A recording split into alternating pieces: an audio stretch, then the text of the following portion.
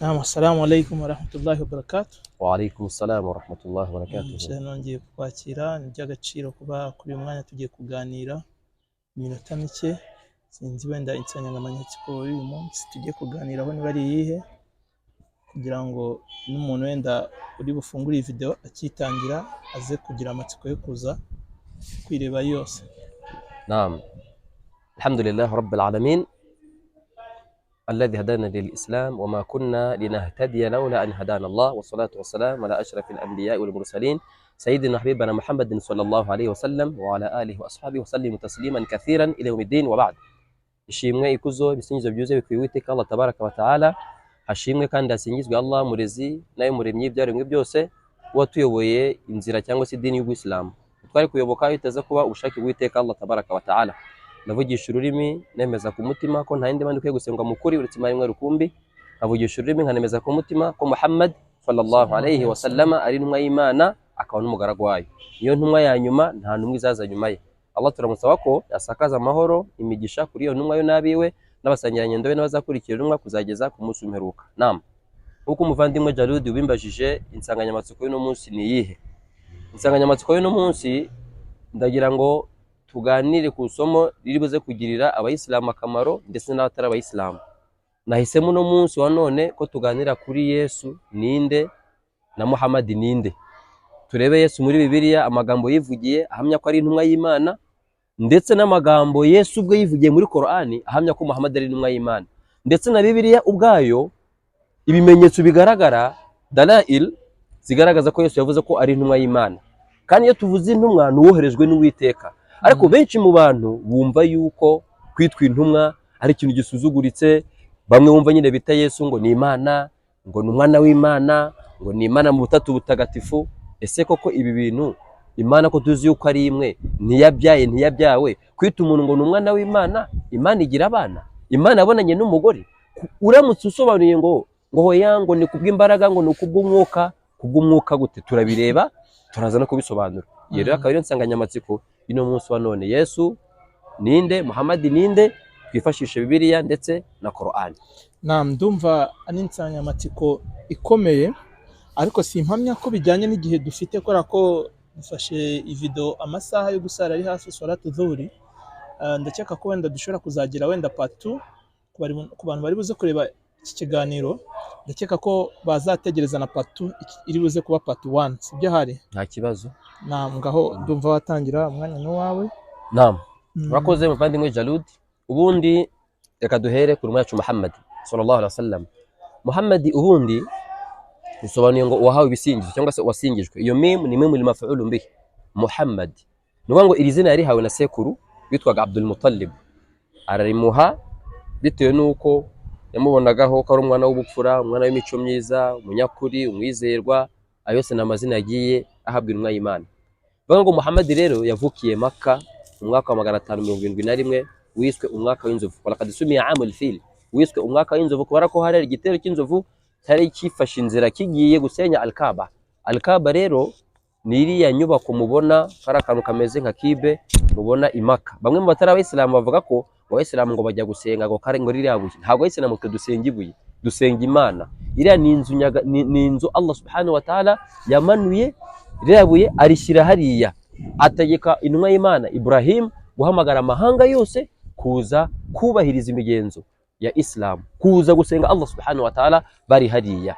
Amahanga yose ragakuturuka inzira zose yakaza hariya. Rero iyo niyo bita Al-Kaaba. Ariko rero dusubiye kubyo tuganiraho, intumwa y'Imana Muhammad sallallahu alaihi wasallam yavukiye Makka nkuko twabivuze umwaka 571, avuka ari imfubyi, yigeze abona kuri se, ariko nyina amaze kumara imyaka hafi 6, intumwa y'Imana nyina nayo yitabye Imana. Ntabwo tujya mu mateka y'intumwa y'Imana, ahubwo niyo intumwa dushaka kuvugaho. Intumwa y'Imana rero Muhammad sallallahu alaihi wasallam yatangiwe ubutumwa ifite imyaka 40, iva ku isi ya Nyagasani ifite imyaka 63. Yasize abana, mu bana yari afite hari abo yashyinguye hafi ya bose, uretse witwa Fatima niwe atigeze ashyinguraho. Ariko yarabyaye abana ndetse afite n'abagore. Uyu Muhammad rero nkuko twabivuze ni intumwa ya nyuma mu ntumwa z'Imana, ucura bw'intumwa n'abahanuzi. Intumwa z'Imana ni nyinshi, ariko muri Qur'an harimo intumwa 25 prophets, harimo intumwa 25 all messengers, ariko hari messengers na prophets. Ngo hari intumwa n'abahanuzi. Mwizo ntumwa hari ziba zifite kuba zitwaye intumwa gusa zitari abahanuzi, hari zifite kuba ari abahanuzi n'intumwa, nibyo twita mu cyarabo ulul azmi min ar-rusul. Harimo Isa ariwe Yesu, harimo Muhammad sallallahu alaihi wasallam, harimo Nuhu batatu, Ibrahimu ariwe Aburahamu bane, na Musa ariwe Mose batanu. Muhammad izo ntumwa eshanu ni nazo zari zifite n'umwihariko wo kuba abahanuzi. Nizo zari zifite n'umwihariko kuba abahanuzi. Ngo nazo zanatoneshejwe kurusha abandi. Na Mwenyezi Mungu yabigaragaje mu sura ya 2. Ayo mani tubwira ati tilka ar-rusul faddalna ba'dahum 'ala ba'd. Izo ntumwa faddalna ba'dahum 'ala ba'd. Twazirutishije zimwe hejuru y'izindi. Minhum, ngo muri zo man kallama Allah, harizo Allah yavuganye nazo. Warafa'a ba'dahum darajat, hanizo yazamuye mu nzego. Bivuga ngo izi ntumwa Muhammad nawe yarafite umwihariko kuba ari mu ntumwa bita ulul azmi min ar-rusul, yari intumwa ndetse n'umuhanuzi. Muhammad rero nura muri Qur'ani avugamo inshuro enye gusa, inshuro ya 5 akavugwa yitwa Ahmad. Ariko Yesu we avuga muri Qur'ani inshuro zirenze 25. Reba Muhammad akavuga muri Qur'ani gakeya, ariko Yesu akavuga kenshi. Ahanga hari ibanga ririmo turaza kuvuga. Muhammad rero aya ya mbere Mwenyezi Mungu amugaragaza muri Qur'ani aravuga ati wama Muhammadun, iboneka mu sura ya 3 surat al-Imran umurongo wa 144. Allah ati wama ba'da'u billahi minash shaitanir rajim wama Muhammadun illa rasul. Muhammad ngo nta cyari cyo ko yari intumwa. Wama Muhammadun illa rasul, Muhammad nta cyari ari cyo ko yari intumwa. Qad khalat min qablihi rusul, ngo hari izindi ntumwa zatambutse mbere ye zabanjije, zose zamubanjirije. Afa imata, niba Muhammad yarapfuye au qutila, هذه جملة هي في مبني للمجهول. iyi nteruro iri muri cyo bita passive voice. Afa imata au qutila inqalabitum, niba yarapfuye cyangwa kicwa, ese mwasubira inyuma, mwasubira mu buhakanyi bwanyu. Wama yanqalib ala aqibayhi, uzasubira inyuma cyangwa se agasubira mu buhakanyi, fala yadurra Allah shay'a, ibyo ntacyo bizatwara nyagasani. Wasajize Allahu shakirin, kandi imani za ingororano babandi bashimira. Iyo niyo aya ya mbere mu sura ya 3 umurongo 144 aho Muhammad avugwa. Aya ya kabiri turayisanga mu sura ya 33 surat al-Ahzab, aho nyagasani atubwira ati aho nyagasani subhanahu wa ta'ala atubwira ati ma kana Muhammadun aba ahad min rijalikum walakin rasulullah wa khataman nabiyyin. Ngo Muhammad sumwe, ma kana Muhammadin aba, ngo Muhammad sise umwe muri mwe, ngo ahubwo niyo sozereje intumwa n'abahanuzi. Ma kana Muhammadun aba ahad min rijalikum walakin rasulullah, Muhammad nta cyari ari cyo sise umwe muri mwe, yari intumwa y'Imana wa khataman nabiyyin, nayo musozo w'intumwa n'abahanuzi. Nkuko twavuze muri Qur'ani intumwa zivugwamo ni 25, ariko Muhammad niyo ntumwa ya nyuma kandi yari intumwa y'Imana ari n'umuhanuzi. Iyo ni umurongo wa 2. Umurongo wa 3 ni surat al-Fath, ku rupapuro rwa nyuma aya ya nyuma. Imana iti Muhammadur Rasulullah, Muhammad yari intumwa y'Imana, walladhina mahu ashiddau ala al-kuffar, ngo nabari kumwe nawe bari inkazi kubahakanyi cyangwa se imbere y'abahakanyi. Ruhama ubayinahum, ariko bagiranaga impuhwe hagati yabo. Tarahum ruk'an sujadan, uzababona bubama ndetse banubama, bunama banubama. Yabtahuna fadlan min Allah wa ridwana, bashakisha ingabire z'Imana no kwishimirwa n'Imana. Simahum fi wujuhihim min athari sujud, ngo mu buranga bwabo uzarabukwa ibimenyetso byo kubamira Allah. Allahu akbar. Dhalika mathaluhum fi at-Tawra, ngibyo ni ibimenyetso byavuzwe mu bitabo byabanje nk'igitabo Tawrat, igitabo cy'intumwa y'Imana Musa. Wa mathaluhum fil Injil, ngo n'ingero zabo no mu gitabo cy'Evanjili zibonekamo. Uwo ni Muhammad tena uvugwa, uwo murongo wa 3. Umurongo wa 4 turawusanga mu sura yamwitiriwe surati Muhammad. Mwenyezi Mungu aravuga ati walladhina amanu, nababandi bemeye,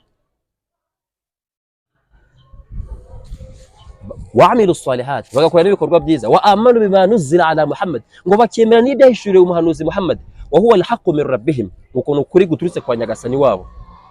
Kaffara anhum sayyi'atihim, Allah azababarira amakosa yabo, wa aslaha balahum, abatunganyirize n'imibereho yabo. Ni ukuvuga ngo iyo ni mirongo 4 igaragaza Muhammad muri Qur'ani. Surat al-Imran, Surat al-Fath, Surat al-Ahzab ndetse na Surat Muhammad.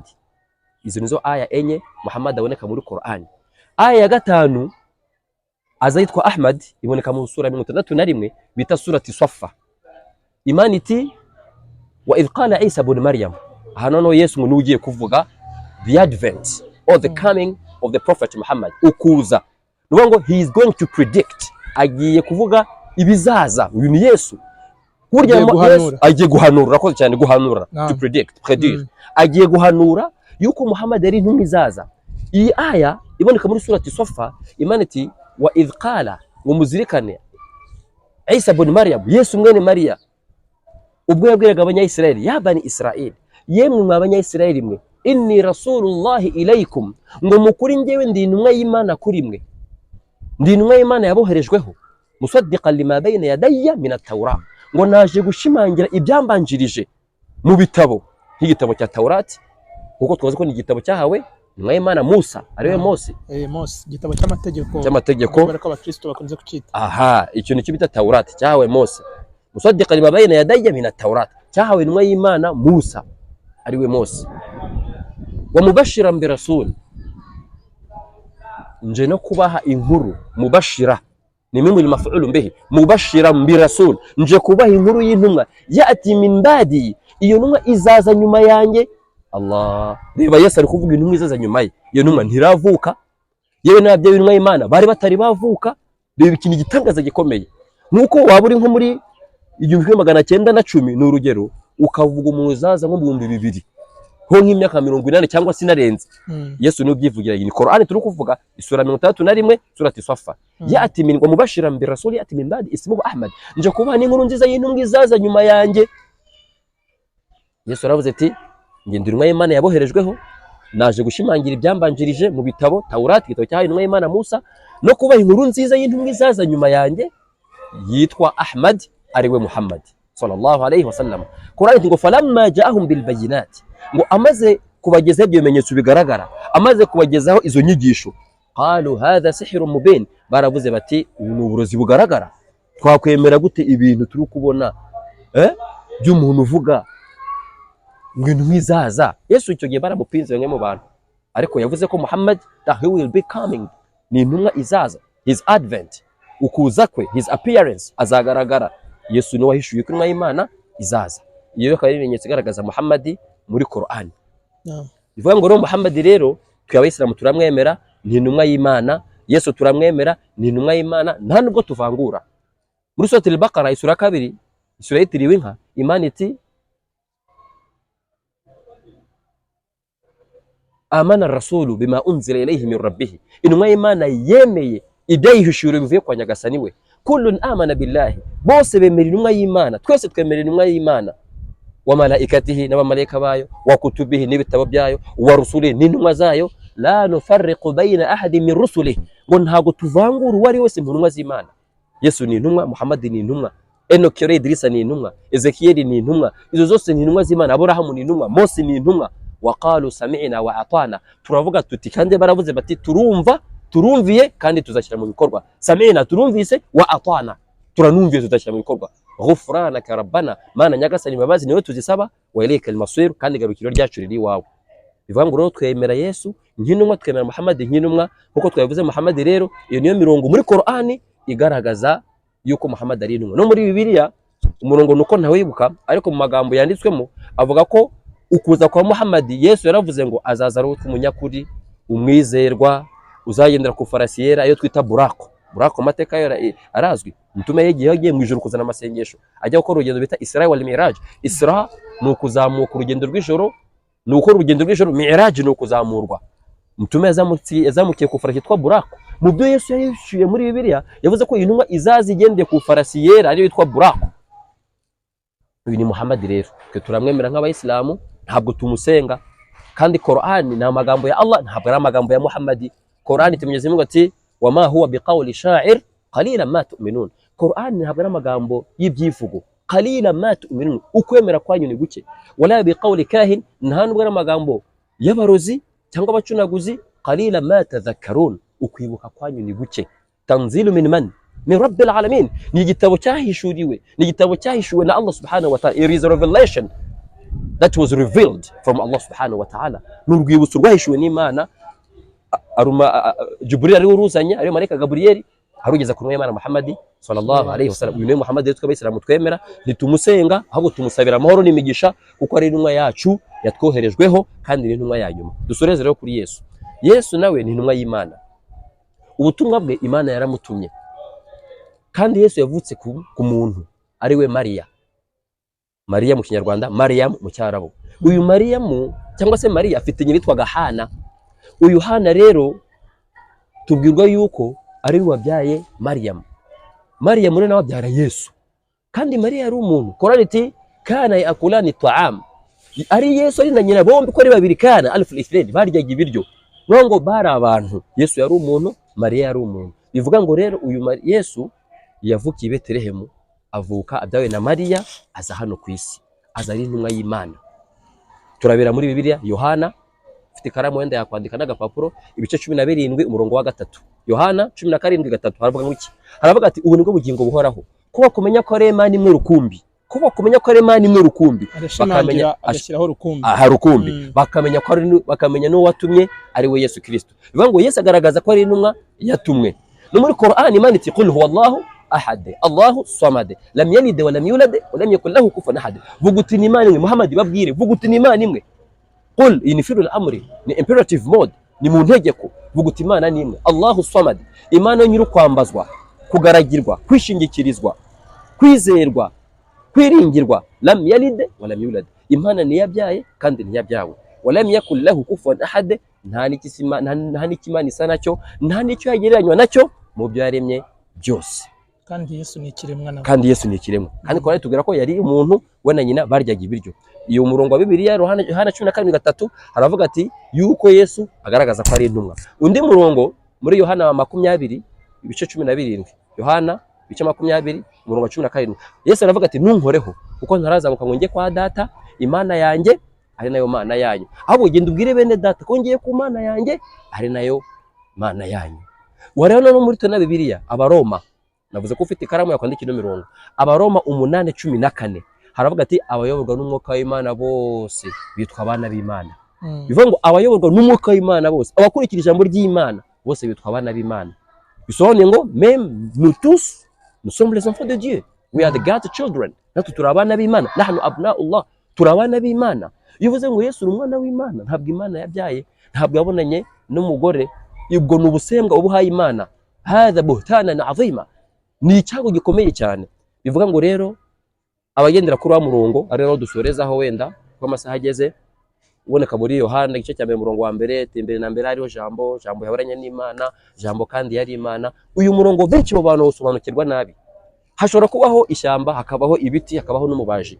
Umubaji ni umuntu urajya mu shyamba agafata urukero agatema igiti akakibaza. Nta kibazo ashobora kuvanamo ameza. Ntabwo bavuga ngo mbere na mbere hariho ameza n'umubaji. Oya, hari ikigomba kubanza. Hari ikigomba kubanza.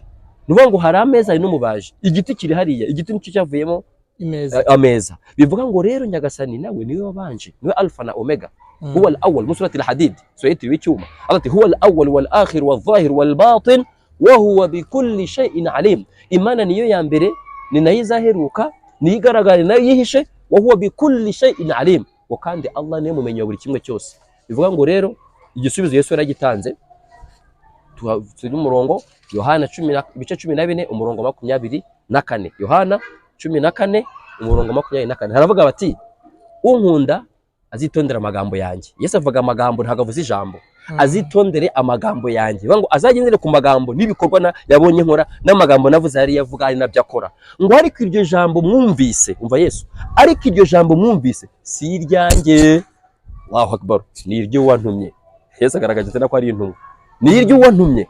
Uwo murongo Yohana 14:24. Hanyuma noneho hakaza undi murongo dusorezaho, Yohana 8:40. Yesu agaragaza ko ari umuntu. Aravuga ngo iki? Yohana 8:40 aravuga ati ngo ariko none dore murashaka kunyica kandi ndi umuntu ubabwiye iby'ukuri. Ibyo mukora si nk'ibya so Aburahamu ntiyakoze atyo. Yesu abwira abantu bashaka kumugira nabi, bashaka kumwica. Ni wese agaragaza ko ari umuntu, akagaragaza ko ari intumwa y'Imana. Korani katubwira yuko yari umuntu kandi yararyaga, akaryama, akajya ku musarani. Abantu bamwita Imana bate? Bamwita Imana, umwana w'Imana bate? Imana rero ntiyabyaye kandi ntiyabyawe. Uwo rero niwe Yesu tuvuzeho. Igice cya kabiri tuzakomeza tuvuga kuri Yesu, turambura, tunabashimira kwa abarebye iyi video bashyireho comment, bashyireho like, n'ufite ikibazo ashaka kubaza akibaze kijyanye na Bibiliya cyangwa se Qur'ani ku masomo tumaze kuganira, tuzamusubiza. Adusoreza ahangaha, saba Nyagasani ko yakomeza kubarinda, akabaha imigisha, akaduha gukurikira Imana Allah subhanahu wa ta'ala, Imana yonyine dusenga, kandi no kwemera intumwa zayo zose tutavanguye, kandi Nyagasani akomeza aborohereze, abarwayi muri mwe abakize, n'afite ibibazo bibakemurire. Wassalamu alaikum wa rahmatullahi wa barakatuh. Amahoro y'Imana, impuhwe zayo n'imigisha mwese bibasakareho. Bari kumwe na Sheikh Bahame Mukhtar hano mu karere ka Rubavu, intara y'Uburengerazuba. Murakoze. Ndagira ngo ngira abantu bari buze kureba iki kiganiro ko kizagira part 2 dufite igihe gihagije. Imwe muri iyo mirongo tuzajya tunayisoma direct, hanyuma ku muntu wagize ibyo wenda atemeranyaho na Sheikh cyangwa se yifuza kubaza birenze Sheikh atavuzeho, niyo mpamvu comment ziba zihari. Ushobora kujya muri comment mu kiganiro tuzakora part 2 y'iki kiganiro, tuzahera mu bibazo muzaba mwashyize muri comment muri iki kiganiro, hanyuma Sheikh bihere habisubize ko tuzaba dufite igihe kirenga isaha, abone no gukomeza dufite igihe gihagije, ko urabona ko uyu mwanya twatanguranwaga n'igihe ko amasaha yo gusenga arageze, kandi isengesho n'itegeko tugomba kubahiriza. Mwakoze rero, mukomeze mukurikira ibiganiro Jalud Details mbagezaho, mu likinge, mu sharinge, hanyuma twese turusheho kungurana ubumenyi no gusobanukirwa ibyo tudasobanukiwe. Murakoze.